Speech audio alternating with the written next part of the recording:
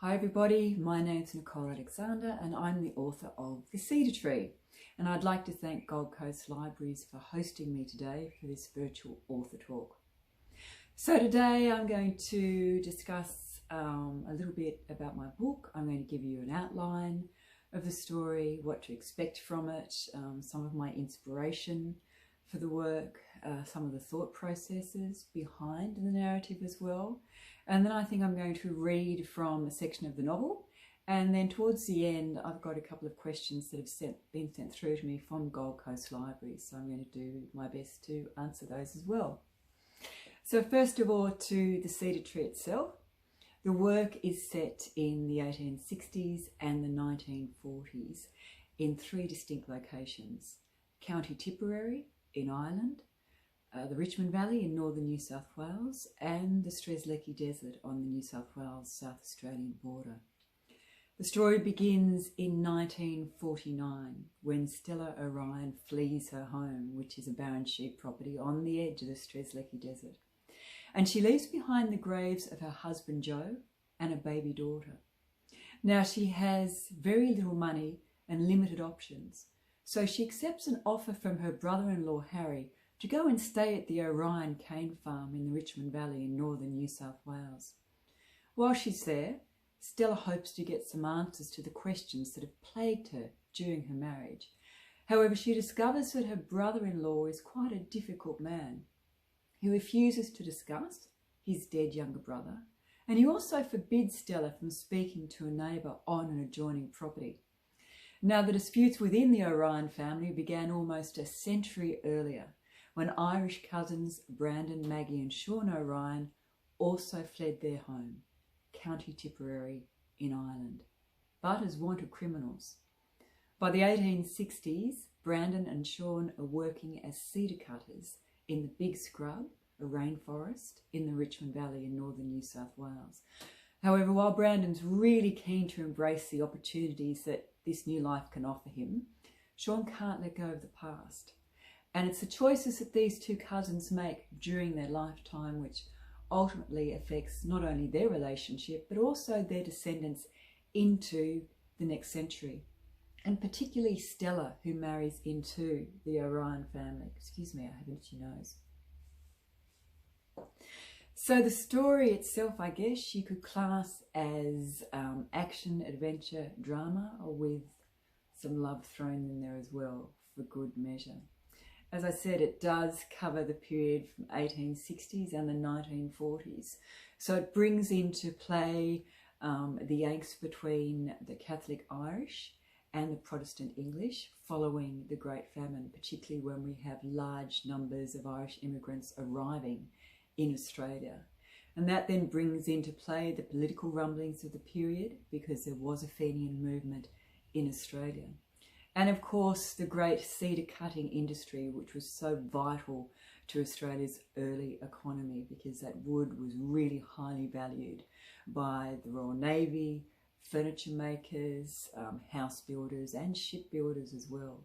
And the cedar cutters are really credited with opening up many areas of New South Wales, if I just talk specifically about that area for the purposes of the novel.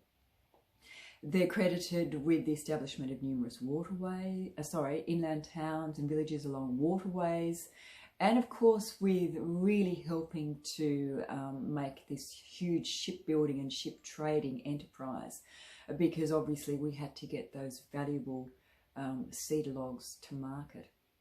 In the 1940s section, we look at what it's like to be a young Italian woman going against her family's wishes, marrying away from her Italian community into an Irish Catholic family, and then finding herself sort of flung into the outback on the New South Wales-South Australian border in the Strzelecki Desert.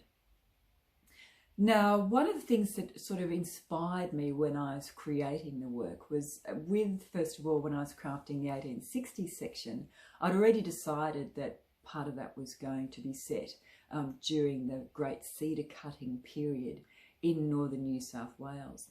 But of course it's the 1860s, so I started reading sort of quite widely on what else was happening in Australia during that time. And whilst I was reading up, doing my research for the story, I received a letter from one of my aunts, and in it was a copy of my paternal great-grandfather's obituary.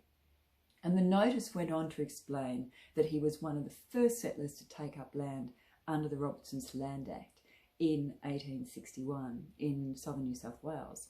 And I already knew that snippet of family history, but I guess you could say it really spurred me on to delve a little further into what was happening with regards to the introduction of that Land Act in the 1860s and how it affected settlers in New South Wales. Now, the Act was actually brought into being when the Governor of New South Wales bowed to pressure from settlers to end the monopoly that squatters held over huge tracts of land within the colony. So gradually, in the years following the introduction of the Act, we see this increase of settlers coming into New South Wales, and they're all eager to stake their claim for land. But in many cases, it had been land previously held by these very wealthy pastoralists. So automatically we see disputes breaking out over land ownership. The squatters took the view that the Governor was stealing the land via the Act, land that only they had had the tenacity to select and settle and manage over previous decades. The selectors, of course, on the other hand, whether they were honest farmers or would-be land speculators, had the Act behind them. They had the law behind them. So automatically you do see these land disputes over ownership breaking out. And in some parts of New South Wales, they were actually sort of, folded into, or became, I should say, physical conflict, disagreements. So in the Cedar Tree, we see Fenian rumblings of the period playing alongside this massive change in land ownership within the colony of New South Wales. So that's just a brief snapshot of the 1860s period. I think generally when I started crafting the Cedar Tree, one of the elements that I wanted to consider in the novel was the concept of freedom. What freedom means to an individual, a society, a community, and ultimately a country, if we take Ireland, for example. So as an individual, I had to ask myself when I was creating the novel and thinking about my characters, how far would a person be prepared to go to obtain their freedom? Because depending on the situation, there might be a cost to actually gaining their liberty, and that cost might not be acceptable to your family, your friends, the wider community, or indeed the law. So that's a little bit of the thought process behind the story. Now, what I thought I'd do is actually read a little extract from the Cedar Tree. So I just grabbed my book from the shelf here, and I've marked the page because I'm actually going to read, sorry, I'm just opening it up here, from chapter 16, from the 1940s section. So as I mentioned in my intro, we have Stella Moretti, who marries into the O'Riain family. She marries Joe O'Riain at the beginning of the, near the beginning of the Second World War. And of course, she's a young married woman. She's filled with love and hope and the joy of this new relationship and the hope of children going forwards. And then she discovers, I should say, that she's and Joe are actually going to be living on a remote sheep property on the edge of the Strzelecki Desert on the New South Wales, South Australian border, which she really, on their engagement, she really didn't know about. So she's quite surprised that Joe has sort of kept his plans a secret from her. She's a city girl, Italian by birth, so she's really flung into the deep end. So what I'm going to do is read from this section when they actually arrive at Kuruma Station, and it's 1942. Just check my time here. Okay, we're 9 minutes into the presentation. So life, Stella decided, had a strange way of morphing into the fiercely unexpected. Joe carried her up onto the veranda, over the threshold and into the homestead. He twirled her around in circles and then finally told her to open her eyes.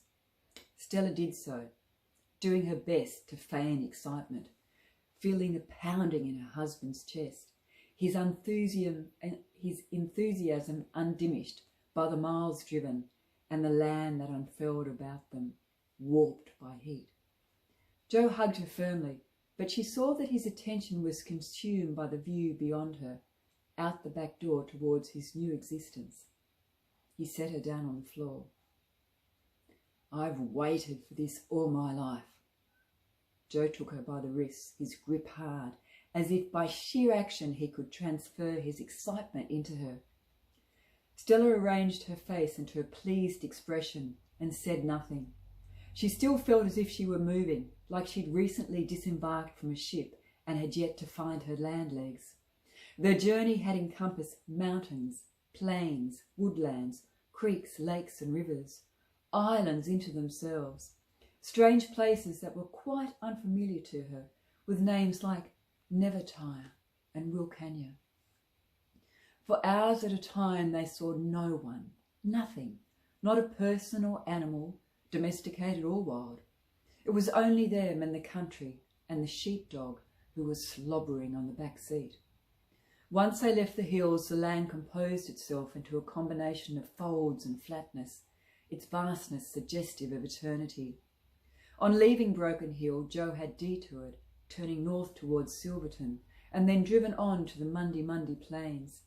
Here they'd stopped where the curve of the earth was visible, and while Joe marvelled at the sight, Stella considered the very real possibility of falling off the edge of the world. It had not left that feeling of instability. Her body ached from the long drive, from the bumps and ruts in the road, the searing heat and the stretch of flatness that first greeted them as they set out from the mining town, faded into the gentle rise and fall of the land and the hills, scattered with quartz skeletons, mounds of crystal shining in the sulphur light of the sun. It was beautiful, this scenery, but also frightening. She was no sightseer, able to admire and then drive on. This was her country now. She would have to learn how to belong, when her entire being willed Joe to turn the station wagon around and go home. Even the kangaroos, which was such a novelty after they crossed the mountains, made her feel unwelcome. Now she was the exhibit and they, in their growing numbers, bemused spectators. "Here we are," Joe had exclaimed when they'd reached a gate partially twisted at one end. Kuruma was stencilled on a battered wooden letterbox with a metal latch. He leapt out of the station wagon, opened the gate and then drove through before getting out again to close it. "There's only 8 gates to go," he told Stella. 8, repeated Stella. "Yep, we'll take it in turns. It'll do you good to stretch your legs and start building up those typewriter arms of yours." He pinched her bicep and she brushed him away.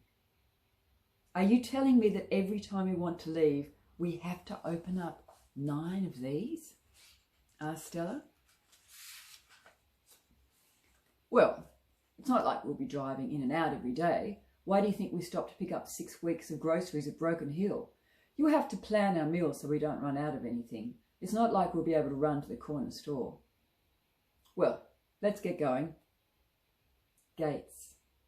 Endless gates that had to be dragged across a land that grew redder the further they travelled, as if the earth had suffered a mortal wound. It was too much for her. There was simply too much space, too much air, too much sky.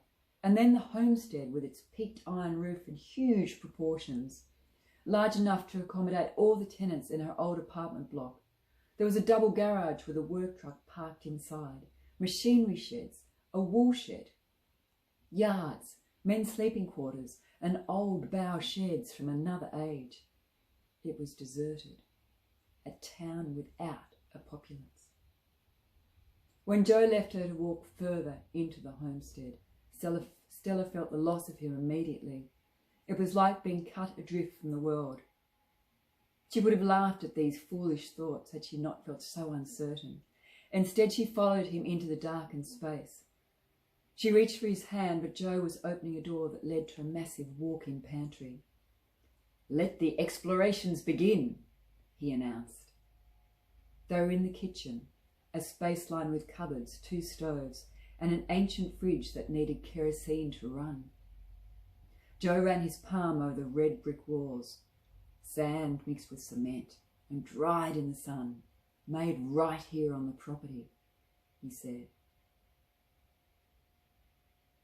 "How do you know that?" said Stella. "Is there history on the property?" she asked. "No, it must have been the bank manager who told me about that," he answered.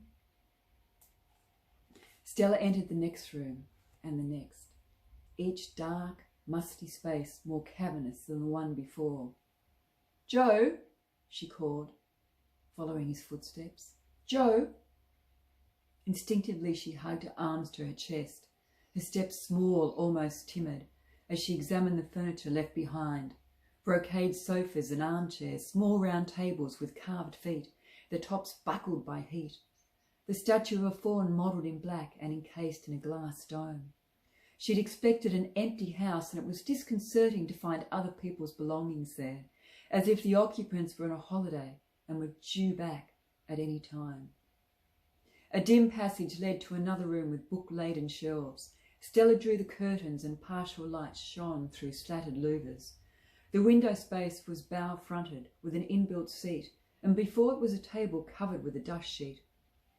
Stella lifted the material and discovered a large globe sitting on a 3-legged stand, a compass dish at the base of the slender legs.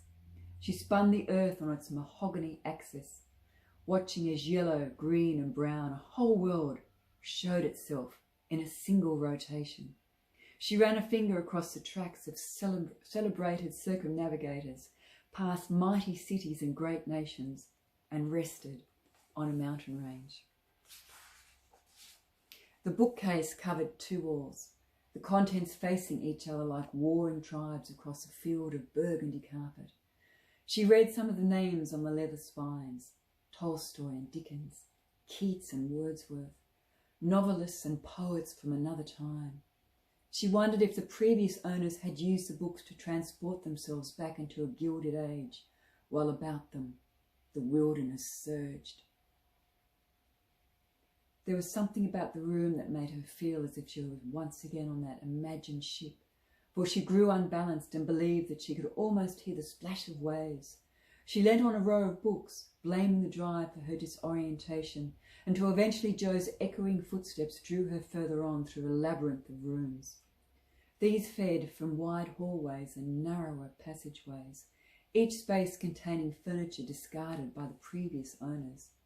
Stella found her husband in what she suspected was the middle of the homestead. Joe was looking up at the twin chandeliers that, although layered in dust, still gave a lustre to the room that no amount of polishing could produce. "It's a ballroom," he said in awe, turning on his heel. "An actual ballroom." He pulled on a sheet, uncovering a gilt-edged mirror. Well, thank you. I hope you enjoyed that short extract from the Cedar Tree. Just to finish up, Gold Coast Libraries did send me through a couple of questions to consider addressing. So first of all, how long did it take me to write the Cedar Tree? It was about 6 months research, which included field trips to the Richmond Valley in northern New South Wales, historical societies in that area, museums, etc. And then as well as that, I then had time out in the Strzelecki Desert for a week. So I was fortunate enough to actually stay in a station right in the location where I wanted that 1940s section of the novel to be situated, basically. So during my nights, I was able to read through the station archives because they'd actually had run sheet there in the 1940s. So that was fascinating, learning what it was like to actually, be producing wool in that period, but particularly during the Second World War, when it was, extremely difficult to get labour generally across Australia, but particularly in those remoter areas. And then, of course, during the days, I spent my time wandering through the dunes in the Strzelecki Desert, really trying to get a feel for the environment, because I wanted Stella to literally be removed from civilization and also dwarfed by the vastness of the land around her. And I wanted the property where they moved to be near the Dingo Fence and across the New South Wales, South Australia border from Lake Frome, which is a large, shallow salt pan. So I literally wanted Stella to be able to taste the salt on her tongue when a westerly blew. And I did want her to feel, you know, dwarfed by the vastness of the land surrounding her, and to a certain extent alone, because Joe and she move out there and they're a young married couple, but it's only them on this huge station. So it was 6 months of research, including those field trips, and then of course a good sort of, 9 to 10 months to write. So once I've sort of read very widely, background wise for the era I'm writing about, I then pinpoint the information that I'm particularly going to need from the historical aspect of the story. So next question, my personal connection to the bush. So as I mentioned earlier regarding the inspiration, my paternal great-grandfather settled in the south of the state, in the 1860s, but he then travelled northwards. He was a wanderer to northern New South Wales, and he selected land on the tablelands in the late 1870s, and then moved to northwest, about 110 kilometres northwest of the Moree in the 1890s. So the property that we had from that period was settled in 1893, and I'm fourth generation. So from my point of view, landscape is very important to me, which is apart from my obvious bush background, but I really do like celebrating the landscape in my stories. And to me, the land is a living, breathing thing. So it's important that it's represented as a character to me in my works, because it's been so important as far as livelihood is concerned to my family and the generations that preceded me. So I think where it's possible in my works, I really do like to pay homage to the importance of the land. And I guess too with the novel The Cedar Tree, because that section in the 1860s, I should say, does zero in on the cedar cutting industry. That idea of, yes, it's important to have that economic stimulus in a country, but at what cost, I guess, is a little bit of a message in the story as well, because pre-European settlement, the Big Scrub, which was located between Byron Bay, Ballina and Lismore, actually covered 75,000 hectares. By 1900, only 1% of that magnificent lowland subtropical rainforest remained. And today, there's only remnants of it, which is, very sad. It's a little bit of an indictment on society, that our need for the bottom dollar, for the bottom line basically rules everything else in our lives to a certain extent. And then I'll just answer one more. So what I'm reading. So I've actually picked a couple of books here, because one I read quite recently, and that's Anne Enright's Actress, which is by Irish writer, very well-known writer, and it tells the story of a fictionalised Irish actress, her sort of foray stage to screen in Hollywood and then back to Ireland again, and how her life really affected her daughter, who in the story is pretty much the narrator, and in the story is also a novelist. I really enjoyed this book. If anything, I would have liked to have seen a little bit more emphasis on the actress herself in the story, because I really did find some of the descriptions quite compelling in the work. Having said that, Anne Enright is a very, very fine writer. And as we all know, we all come to a book with our own sort of preconceived ideas and our own backgrounds and upbringings, etc. And that those sort of, you know, elements become imposed on a work when we begin reading. So I do think that's worth a read. It's a very good book. And the other one, which I revisited, which I've probably read about 5 times, and I tend to do that. I tend to think that books really do need to be reread, because on the first reading, a lot of us really, you know, if we're enjoying a work, we read them really, really quickly, and we tend to miss out some of the subtleties in the work. So I'm actually rereading Darcy Nyland's The Strzelecki, which is a wonderful story. It's an Australian classic, Penguin classic, and it actually tells the story of a man who's sort of, you know, has his young daughter dumped on him, and she does become a burden to him to a certain extent, hence the word The Strzelecki. And some of you may recall it was actually made into a movie and also a mini-series with Brian Brown. So that's about it for me. So I'd like to really thank Gold Coast Libraries for asking me to participate in this virtual author tour. Of course, I should do a final shout out for the Cedar Tree. I hope if you choose to read it that you enjoy it. It actually went to number 4 on the Australian fiction charts, which is very exciting, and it's my 10th novel. My next book won't actually be out until 2022, so it'll be March 2022 at this stage. I'm having a little bit of a break because I'm finding with the work that I'm doing now, I'm requiring a lot more time to do the research components. But, you know, it's a great privilege to be able to write about, you know, our wonderful Australian history. And also, I have to say, from my own point of view, sharing landscapes with readers, some places many of us have been to. And it's, you know, it's great to sort of, you know, read about the places that we visited, even if it's in a fictionalized account. So thank you once again for having me.